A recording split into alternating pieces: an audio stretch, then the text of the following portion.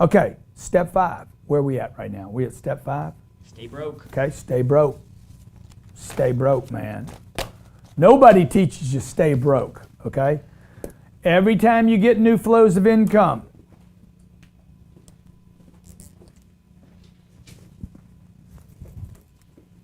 if you can live on $3,000, if you've been living on $3,000, $4,000, whatever your number is, you're living on $4,000 a month right now, okay?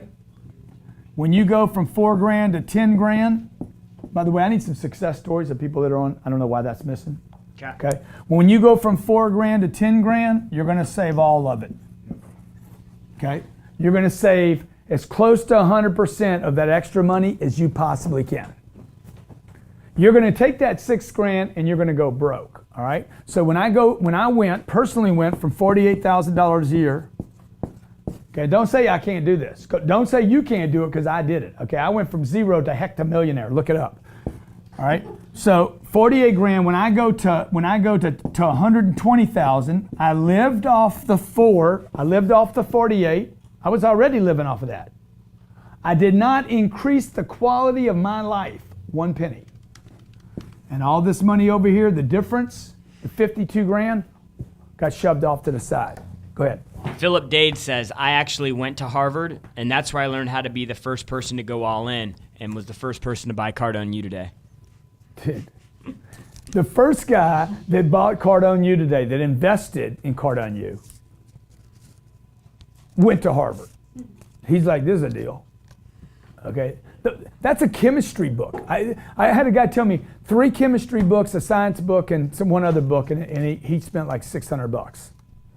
Stay broke, okay? Step 5, you stay broke. Jared stays broke. Every time Jared gets a paycheck, he pushes it off to the side.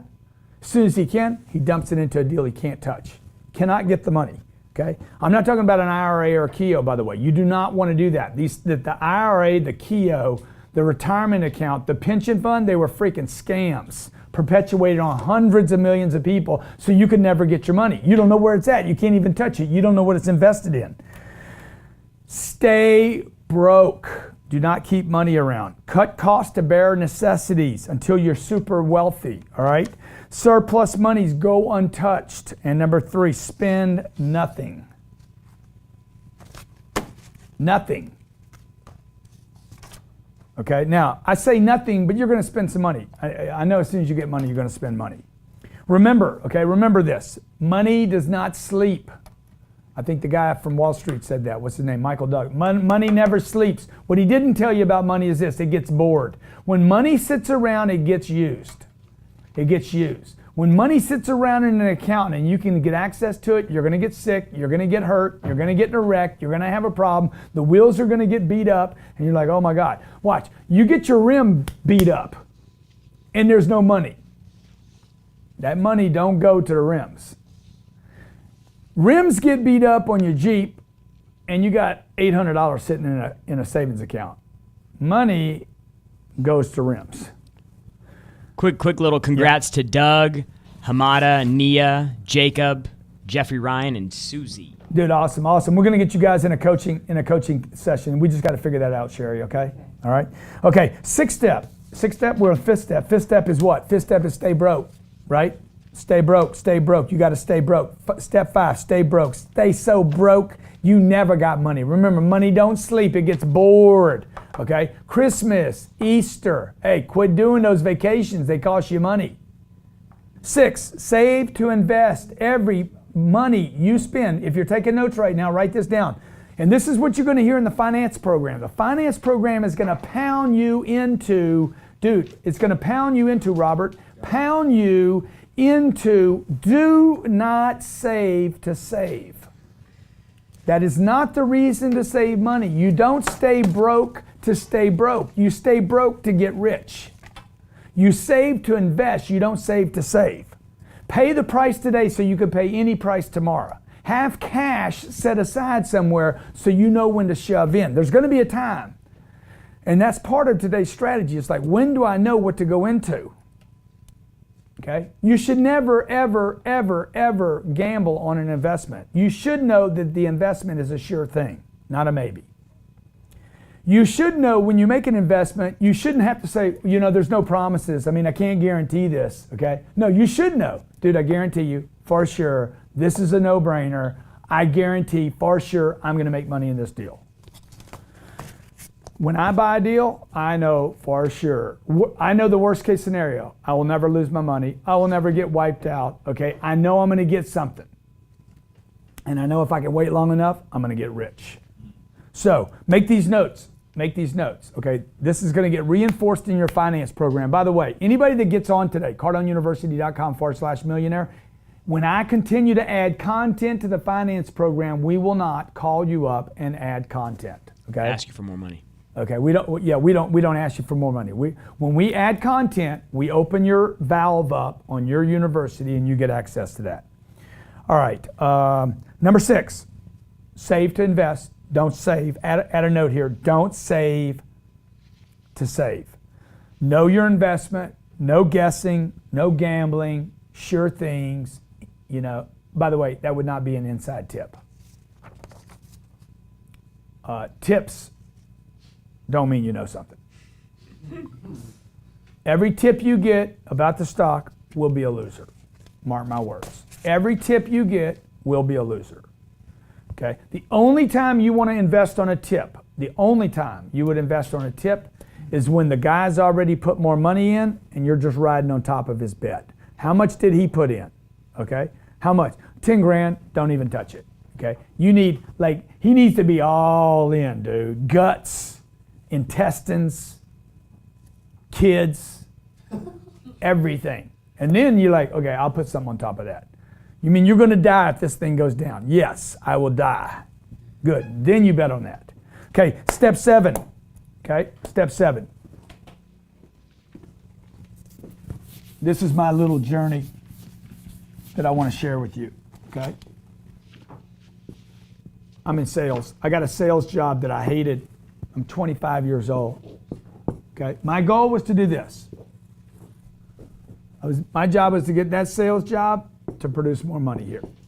That was my first job. My first job was to expand this. Jared, we're going to want to create a PowerPoint on this. My first job was to take a sales job I didn't like and learn how to increase my income, okay? That's what I did. I went from making $4,000 a month to $7,000 a month. I'm like, dude, that's good, that's good. Now, what's my next job? My job was to look for a second flow of income that was parallel to this within the company I worked for that I could add. I looked around the company. I did not leave the company. You don't go out here. You don't create another circle yet. Okay? You stay in the company you're at. Step 1 is I have a sales job. Let me draw this again for you. I have a job. I got a job. Whatever the job is, okay? There's a job. You do not leave this job. It's going to create instability and you're going to be like, now you're scared and terrified. Okay? That's not how you get rich. You can't get rich scared. You get rich with a plan. You make a decision. Okay, my job, I hate this job. I hate the people I work for. Doesn't matter, man. Okay? What you do right here is you figure out how to make more money at this job. So my first goal, stay at that job and get that job pregnant. Okay? I'm gonna get this job to pay me more money. Now I was in a sales job, so my goal was to go from, I think I was making $3,000 a month there. My goal was to make $7,000. First month, I made more than $7,000. First time I had a target. First thing I did was this. Hey, I got a new target. Cut out all the BS in my life, all the friends, all the weed, all the bullshit, all the weekends, everything. Cut out everything. Put all focus on this. Now, what I did do here at 25 years old was I spent $3,000 on a training system to teach me how to sell better. I did not want to destabilize myself and go from this job to another job I hated. See, that's what y'all do. You guys leave this job. I'm going to leave the job. The job is not the problem. You're the problem. You're the problem, okay? You get defocused. You go over here to another job. What happens over here at this job? You don't know anything. You don't know the people. You got to get familiar. Everything becomes a setback, okay? You're better off staying in the hole you're in. Dig yourself out of this hole. Don't go jump in another vehicle, okay? Stay in this vehicle even though you hate it. So Jared, if they got questions about this, let me know. All right. Yeah. So some of them are asking, hey, like at what dollar amount do you know you're ready to start investing? That was one of the questions. Mm-hmm.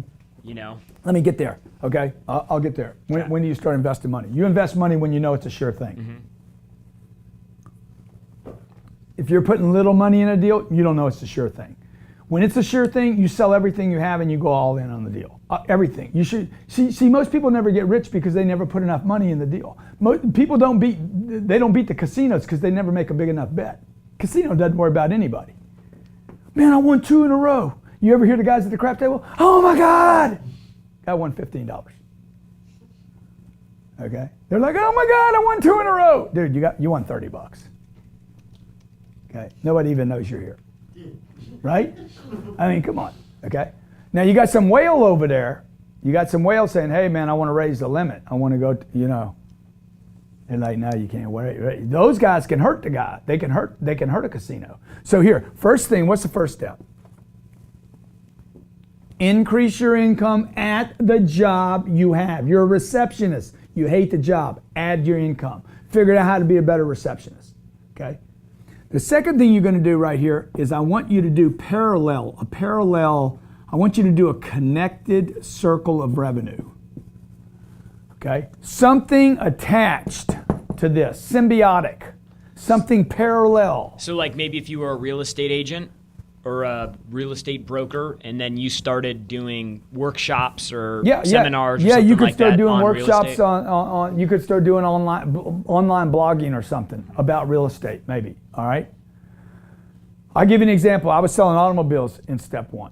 Okay, nobody in the dealership, including the guy that owned the place, wanted to get rich. Everybody just wanted to have enough money. All of them got whacked. Every one of them. Every family where I worked, Gene, Jose did all right, actually. They just did it. He died with some money. What do you want to die with money for? Okay. Jimmy, Gene, Bob, dude, they all died broke. Everybody died broke. The car dealer died broke. Okay, because what I did over there was I went into another department and I looked at other departments. Hey, could I learn something about another department where I'm at? I didn't have to add hours. Does that make sense? I'm doing this job. John works here in the internet department. Robert works here in the internet department. What did Robert do? Robert just took my advice. Robert goes from making $4,500 a year to 3 times that by saying, is there something else that's needed and wanted around here? So he looked for another department that is symbiotic to the department he works in. The third thing you're going to do here, okay, the third thing you could do is start looking for some other income outside your job. But that wouldn't take away from your ability to continue to produce at job that would actually add back to this, in fact, okay? So this is where, when I was 26 years old, I joined a network marketing company. Okay, and the reason I joined a network marketing company was not to make this dribble that I got. It was to sell those people cars. Because every one of these people sold cars. And they all gathered. I got in the club with them, right? I think I made $120 the first month, paid back the $50 I'd invested. I got to write off my car. I got to write off my time. I got to write off taking a wee-wee. Everything I did, I got to write it off now because I had a second job, so it looked to the IRS. I started to write off my apartment. So what do I have now? I got 1, 2, and I got 3. When I was ready at 29 years old, I started my own company. I walked away from this. Oh, by the way, what do you think I was doing with this money this whole time? All this money went into this account over here. This account was a sacred account. Sacred, okay? Didn't touch it, okay? My style of living right here never changed, ever. Jared, stay with me. Okay, never changed. No watches, no cars, no goodies, nothing. I just spent nothing. I was still eating the same fruit I was eating when I was broke.